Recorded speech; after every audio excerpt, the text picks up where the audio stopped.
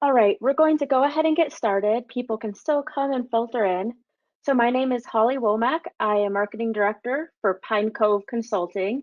And today we are going to talk about cybersecurity insurance and MFA. And we're joined by Jeff Dooley. He's a Duo security specialist, and Andrew Merica, who's a Duo engineer. So before we get started, I just want to briefly talk about Pine Cove Consulting if you're not already familiar. We were founded in 1993, and on average, we support over 25,000 users daily. So we specialize in a variety of complex IT problems, such as cybersecurity, infrastructure, communication, physical security, student safety. We also offer a variety of services and analytical reporting, such as IT budgeting, IT assessments, and gap analysis for your organization. Throughout the webinar, if you guys have any questions, please feel free to drop them and we will hold a 15-minute Q&A session after the webinar. So I'm going to pass it off to Jeff to give us an introduction on cybersecurity insurance and MFA. Thank you, Holly. Appreciate that introduction. And in fact, the first time I met Pine Cove was at a security event. So just to give you kind of a heads up, we've known them for a little while. I appreciate the chance to talk about something that's very important to us, which is how do we secure our users and protect applications. And when we talk about insurance, I think that's a big topic for a lot of our K-12s today. So you may be nodding your head, yes. I think a lot of you guys are probably in that boat where maybe it's compliance requirements or you just feel like there's a lack in security in your environment today. So we'll kind of walk through what that looks like. I am Jeff Dooley. I am based out of Salt Lake City, Utah, and I work with Andrew, who is one of my engineers. So I'll give him a chance to introduce himself as we go through this presentation. But let me get started. So first, I'm going to cover the topic. This is very generic, but what is cybersecurity insurance? So really, this is a very broad term, and you hear this all the time, but it is the contract between an insurer and a company to protect against losses related to something like a ransomware attack, or a lot of times there's a lot of areas to cover there. But what it comes down to is they are being pushed a lot more to make sure that they can cover their users. So as you sign up for a cybersecurity policy, what they're asking you to do is help mitigate their risk. And we're seeing as these attacks increase, and they have been over the last couple of years, the requirements that they have on when it comes to underwriting and making sure that you are doing your due diligence to ensure your environment is safe has increased. So they're asking more and more from our school districts and more from our education customers. So I'll kind of walk through what those trends look like, but really they're there just for the just in case. So we talk about car insurance. My car insurance is probably not the same as Andrew's or Holly's. It's different. I've got a different policy. The same thing with insurance. You're going to see different premiums. You're going to see different policies. So picking that one's important, but knowing that most of them are going to require the same types of fundamental things. And we'll walk through some of those questions. So a couple trends. So as we can see, ransomware and insurance, they kind of go hand in hand. So as we see, the market in 2020 was about a $7.8 billion market, and we're expecting it to grow to 20 billion by 2025. And it is because the name of the topic is, it's really about the unknown. And as we take our stance on security, we also know that there is someone who is trying to take our data, trying to take information from us. So when we do that, that's where we see this is a big increase year over year, and it's because there's a lot of money to be made in that kind of industry. And so we see that insurance follows that. 59% of all breaches involve small organizations. So we're not talking just the Googles of the world, and we're not talking just about targets. We're talking about really small K-12, small local governments, just really small businesses in general. So that's the majority of the attacks that are happening. And we, of course, are not, we're not always as prepared as some of the larger organizations because we don't have security staff. As far as growing, so breaches grow 60% year over year. And this is also interesting. So when we talk about layers of security, when we look at things like credentials and passwords, those are usually a higher attack vector. So in order for us to get access to applications and certain systems, we of course need to have credentials. And so that's why this 81% is such a huge deal. Last thing is 1 million passwords are stolen every week. And this is an old stat. So imagine this was 2 years ago, 3 years ago now.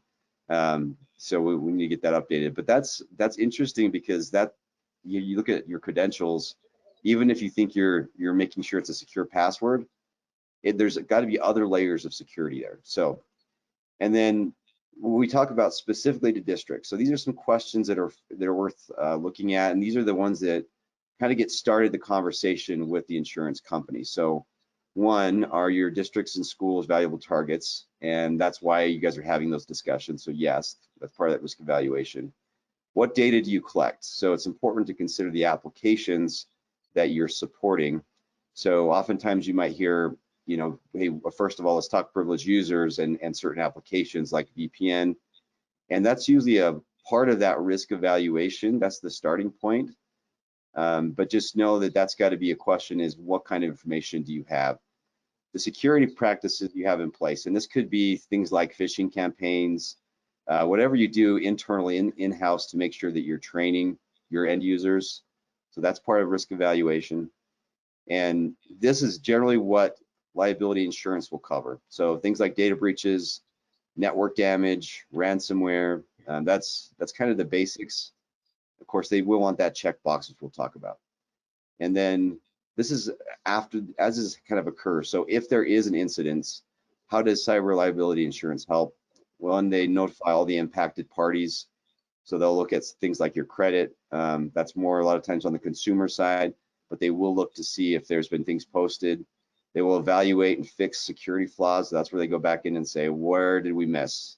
You know, what did we do? What can we do differently to make sure that we can prevent this from happening again? And a lot of times, if it's a major breach, they'll hire someone to try to mitigate some of those issues that we have with reputation. So that's something also depends on your insurance policy. Not all of them do that. As far as recover expenses, if you can assign a value amount to the expenses lost, and I understand, you know, we talk about education, sometimes that's slightly different than commercial, but they'll a lot of times try to find and identify the cost to recover. So that's part of what they'd be able to cover. Now, so what's new going into this year? We talked a little about this, but the insurers are tightening their underwriting. So an example, I did I guess a meeting about 2 weeks ago, but they were talking about the insurer, what they were asking for the year before, and what they were willing to give them for the cost of that premium. And what was crazy is if they were to pay the same premium last year as they did this year, they would get about a third of the coverage. So that policy that was worth about $500,000 was worth a fraction of that, but they're still paying the same premium. So that's one thing. Even if they do say yes, we will go ahead and cover you, know that your premium will go up. I mean, this is insurance, so we see that's tightening up every year, but it especially has in 2022. And this is I think a great slide because what we're really trying to do is help you be a little more proactive and identify what areas you need to focus on. So outside of any big compliance audit that you might have, the insurance companies are going to ask some of these questions. And there's more questions than this. These are the top 5 that we see. And if you look at this, a lot of these top 5 are related to multi-factor authentication. So number 1, do you prefer regular backups? Do you look at offsite locations? So that kind of goes back to your DR strategy. And then these other ones are really focused around doing multi-factor authentication around your email. Again, specific applications like your VPN, those are a big one. And then the training, that's number 3. So how are you training your staff and faculty to make sure that they are prepared? And then again, kind of goes back into things like RDP, so the server administration accounts. Who is getting access to those? How do you lock those down? How do you protect those? And how do you make sure there's a second layer of authentication? So those are a few of them. So At the same time, we understand that insurance is doing a certain amount, but it is still on us. Ultimately, it will always be on us to make sure that we're that first line of defense as K-12s and as education. So imagine each one of your members of your staff, you have a role in really what's going to happen next within your security environment. So making sure that we are proactive. So I'll read this part of this quote, but cyber insurance will not instantly solve all of your cyber security issues and will not prevent a cyber breach attack. So just know that that is just the insurance portion. You still have to drive your car properly. So for that, just in case there is an incident, then you would be protected. So just know that you have to take certain steps in doing that, which kind of goes back to this previous slide. Are we doing some of these basics? Are we making sure that we can, we've got a DR strategy, a backup strategy, that we're doing backups off-site, that we are protecting some of these very specific applications with multi-factor authentication. And then I'll just kind of take a step back. So I listen to several podcasts usually in a day, but I was very interested in this one I listened to today, which was more focused around cybersecurity in general. And they were asking, okay, who has the advantage, the attacker or the person that is protecting their fortress, protecting their environment? And a few years ago, I think that was easier to protect your environment. And so ultimately it comes down to who has the advantage, and the advantage doesn't go to us who are actually protecting an environment. The advantage goes to that person because, again, there's a lot of unknowns. We don't always know how we're going to be attacked or solicited.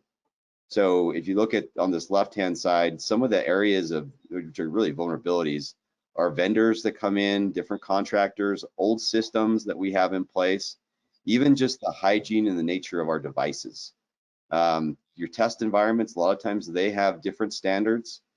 And then also when you talk about technical debt, how many of these devices do we need to start refreshing? Are we on the latest and greatest versions of some of these to avoid some of the mismatch of poor patch management?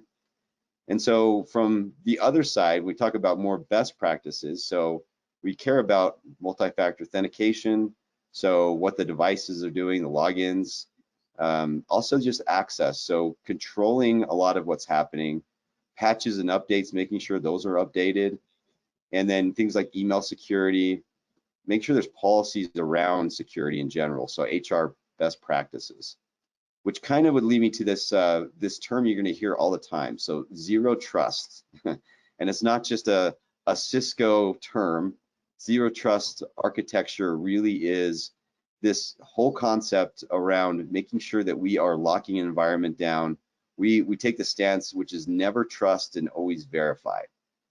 Meaning we want to make sure that we ensure that the user is coming from the right place, leveraging the right kind of device, and accessing the correct applications. So these are some internal questions you can ask. Do I trust this person? Is there anything unusual about what's happening? Is this device okay? Is it healthy?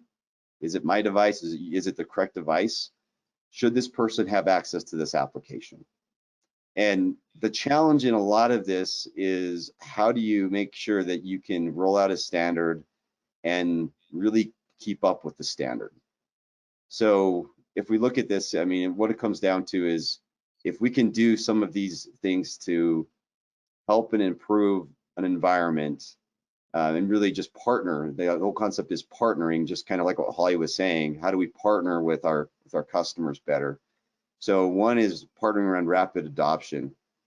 Also making sure that we can reduce that security, that risk footprint that's out there. So increase our security levels, make sure that we're compliant with where those risks are, and then making sure that we're productive. Sometimes we have this rub between security and networking, or even parts of IT, where we feel like if we're securing something, then we're not going to be as proficient, and our workforce is going to struggle because they don't have the same flexibility. So how do we minimize that while providing security? And at the same time, we know that there's a cost associated with that. So how do we lower the cost of ownership? With that, I'm going to kind of just, I'm going to go through each one of these, but just know that zero trust is a journey. This whole concept of, I want to make sure that I can lock down my environment. We know it doesn't happen. It's not just a single product that will get us there. It's really taking a stance where this is a journey. This is an architecture that requires some effort and some energy, so we can make sure that we're moving towards a zero trust architecture.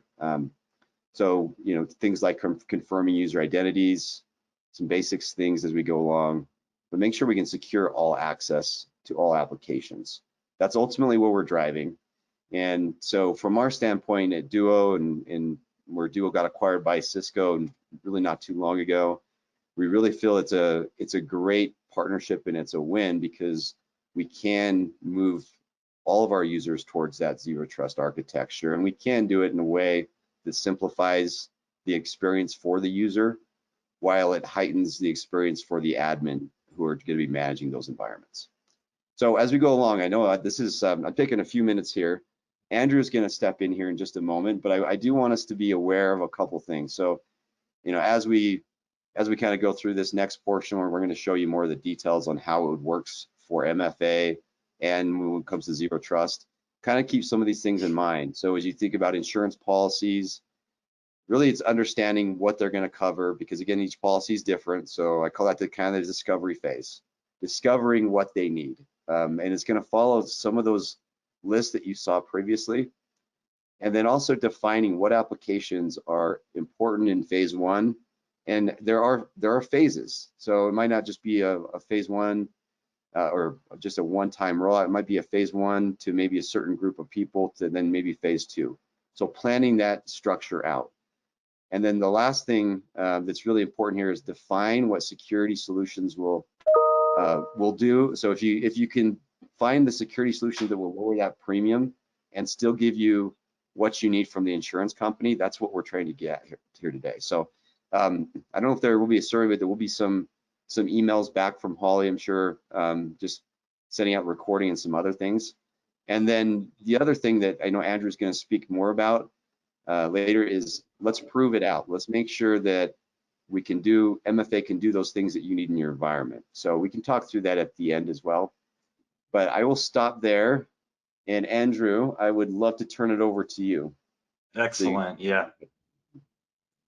Thank you, Jeff, and everybody. I really appreciate you taking the time out here today and listening to Jeff and I talk about cybersecurity, zero trust, and overall just multi-factor authentication. So I'm going to show my screen here and we'll get started. And just to double check, Jeff, can we see my screen here?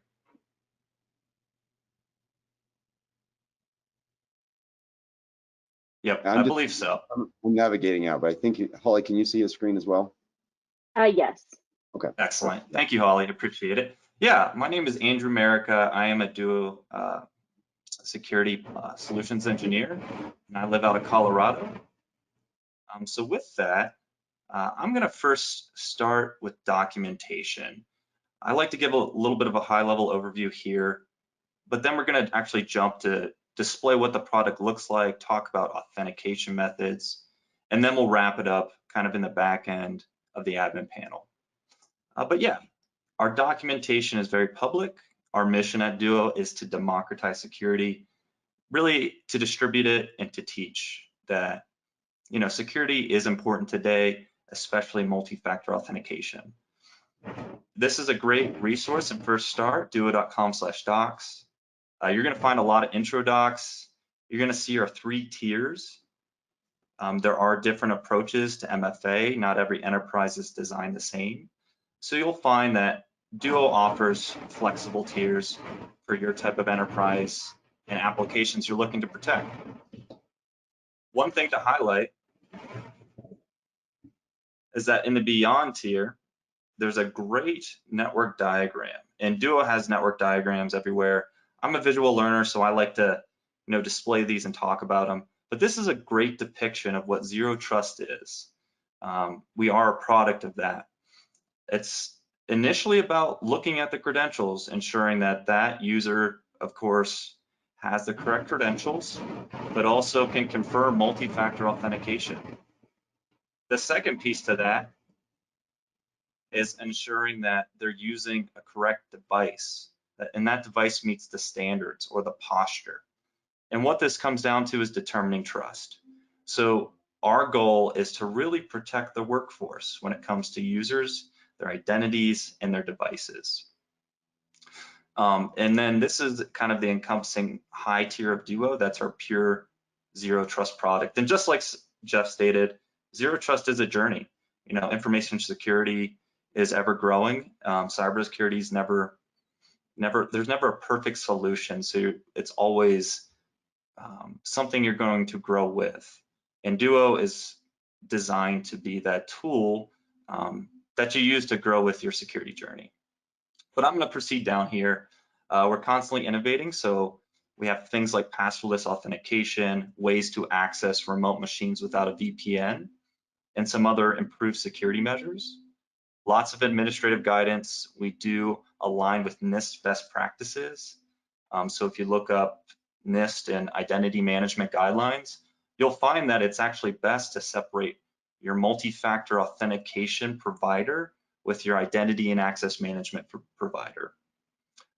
We are a flexible integrator in the sense where we're not just focused on Cisco products. We are a Cisco company, but we can work with many vendors because we're focused on authentication, protecting that sign-in event, and leveraging the protocols that the network appliances have, things like Radius or LDAP or SAML authentication.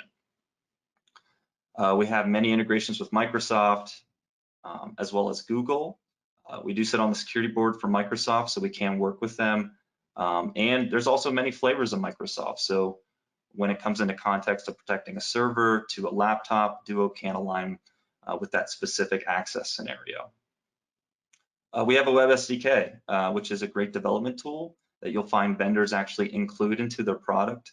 A lot of times it might be just working with a third-party app that has a security button that says, hey, let's put in some API keys with Duo here. SSO, so Duo does have a single sign-on to protect your cloud apps. There's also a great amount of modern types of authentication enabled with that SSO, like passwordless. And also we provide a hosted management portal for devices, and I'll talk about that shortly. The last thing I do want to cover is some unique things. We can cover the Mac OS.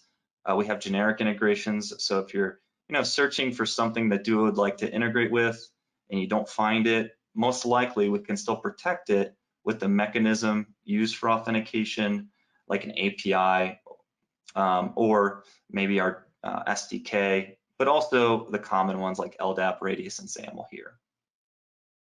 And then finally, we have ways to protect Linux boxes and SSH sessions, along with integrating APIs. And of course, more guidance. So we are not going to put anything behind a paywall. There's no secret formula or secret documentation for Duo. This is also going to be where you can access the admin panel because we are a SaaS product. So it's kind of a great first start and really a North Star of Duo. Okay, with that, I'm going to jump into the first demonstration. And it's really going to be about a common login experience through a browser. So, I have my laptop here. My name's Lee. I'm going to sign in to my email account. I'm really just going to focus on talking about the concept of how Duo works. Duo is called Duo because we're secondary in line of authentication. I mentioned this earlier, where we're separating identity and access management, so storing your passwords, and MFA. And that's really important here because we're not going to do anything until Microsoft, what we're protecting, is going to confirm our password's correct. And that's essentially MFA, right? We're going to pause the login event, provide an MFA experience, and force the end user to prove not just they know their credentials, but also they have that second factor or multi-factor authentication tool. And with this is displaying the Duo mobile app. So I have a notification. This is representing on an iPhone, but I can use an Android device as well. With that, it's doing a few things. So I'm Lee.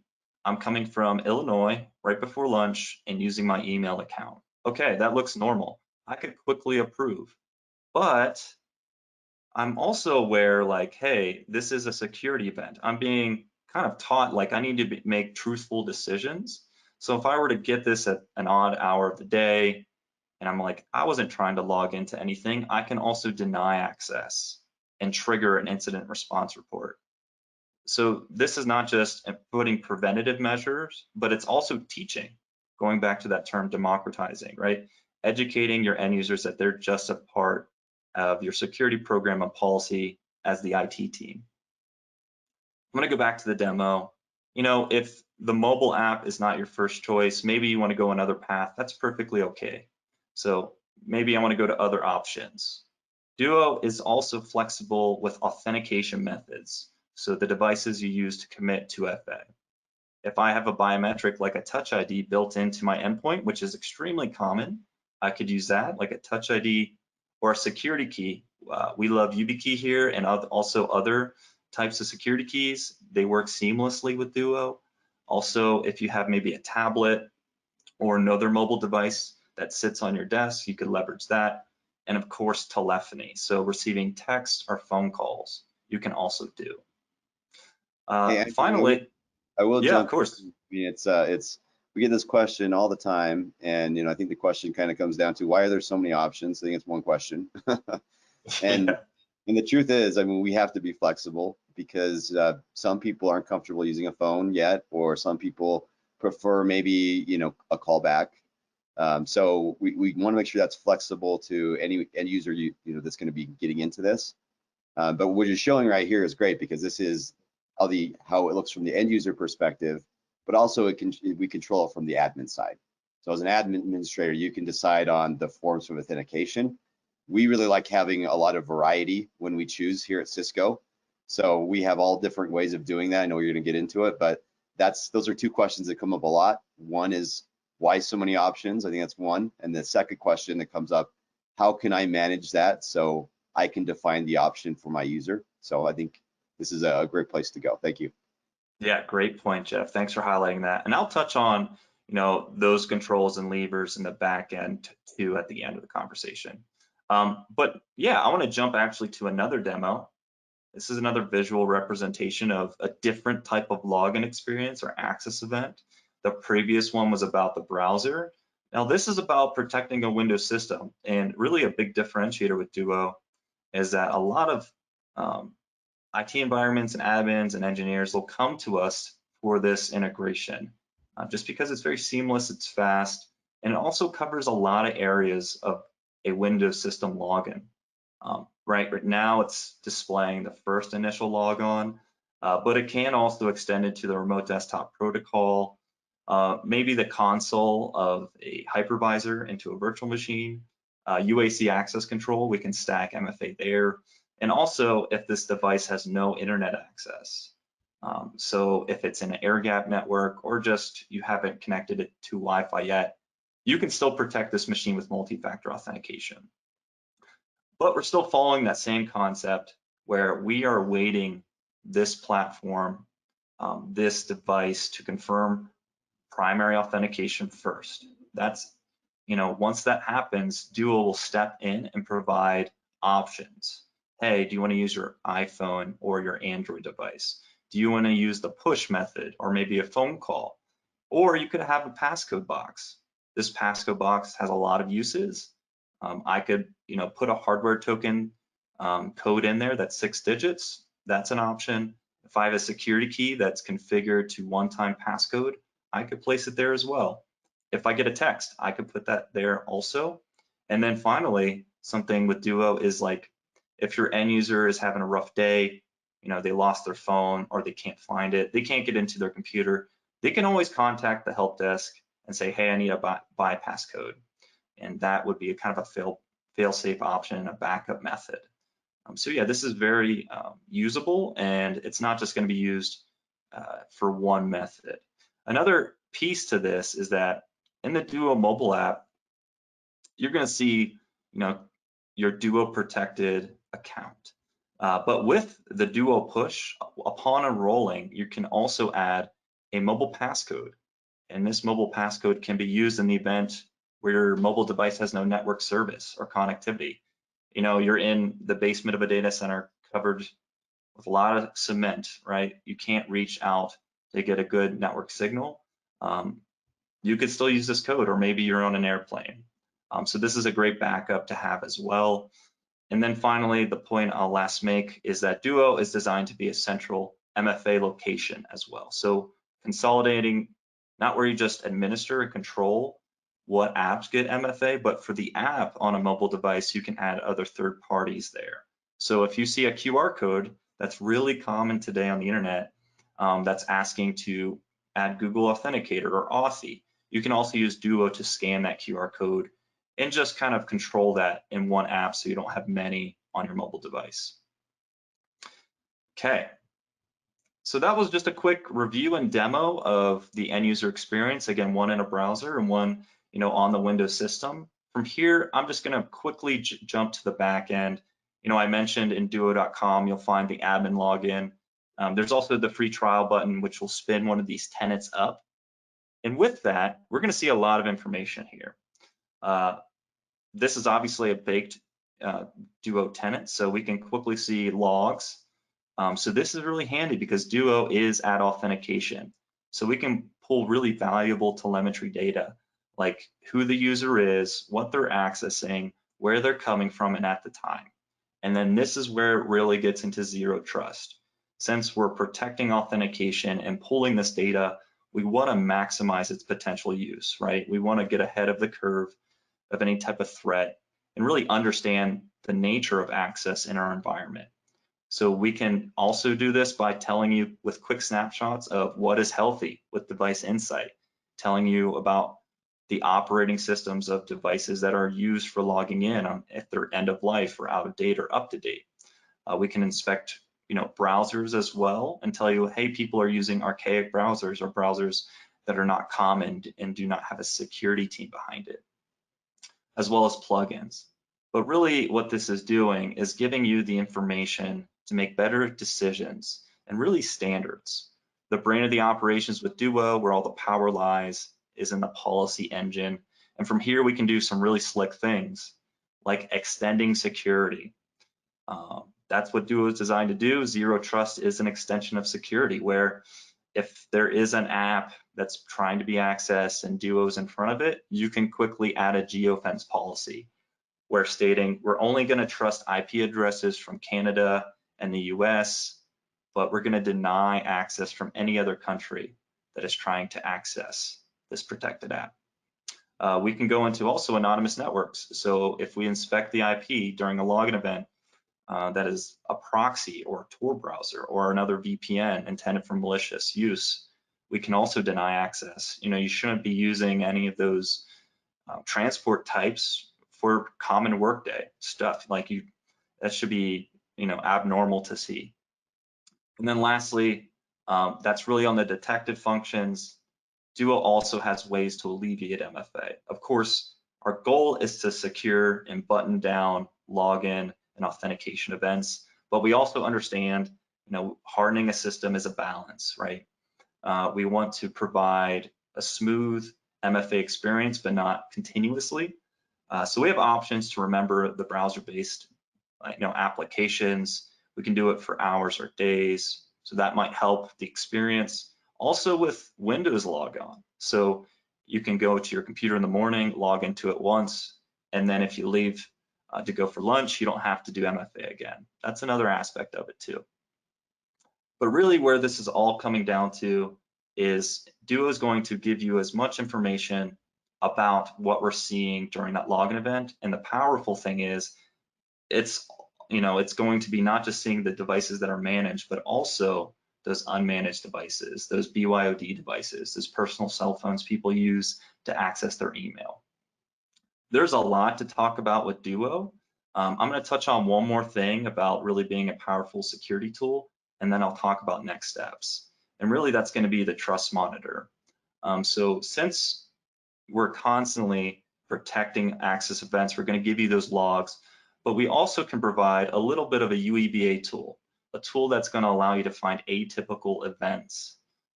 With Duo, I know we're not considered a SIM, or a monitoring solution, we are a zero trust product for MFA. However, we can still leverage that information and give you really the power to be ahead of the curve and do incident response and really be proactive. With that, you can design risk profiles to say these apps are normal for logins. These groups of users can access these apps, and these are high risk, low risk countries or ranges of IPs. And then we can populate security events, things that are abnormal, something like this.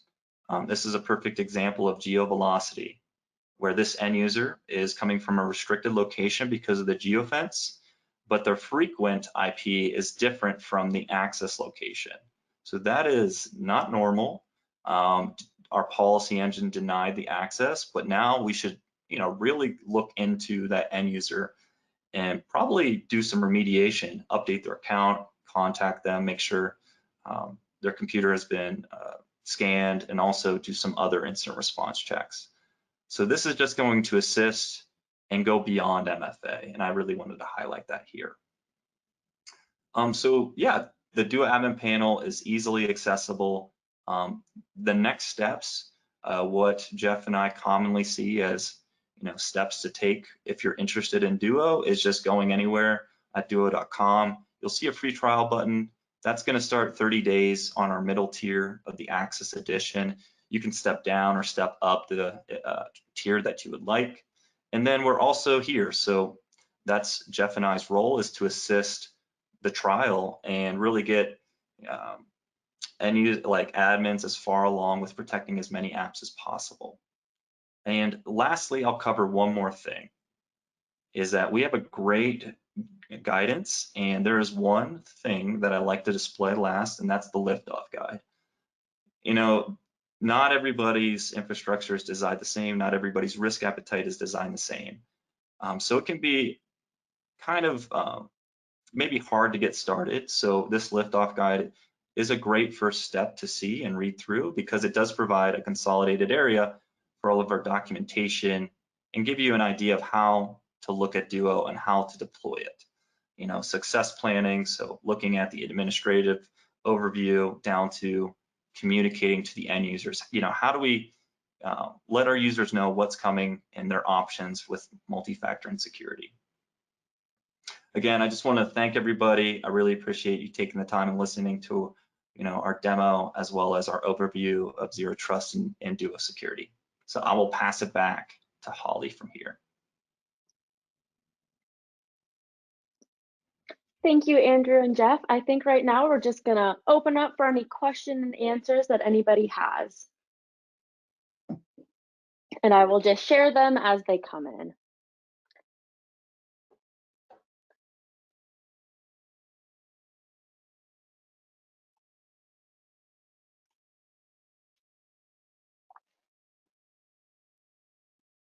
It's a quiet group today, Holly.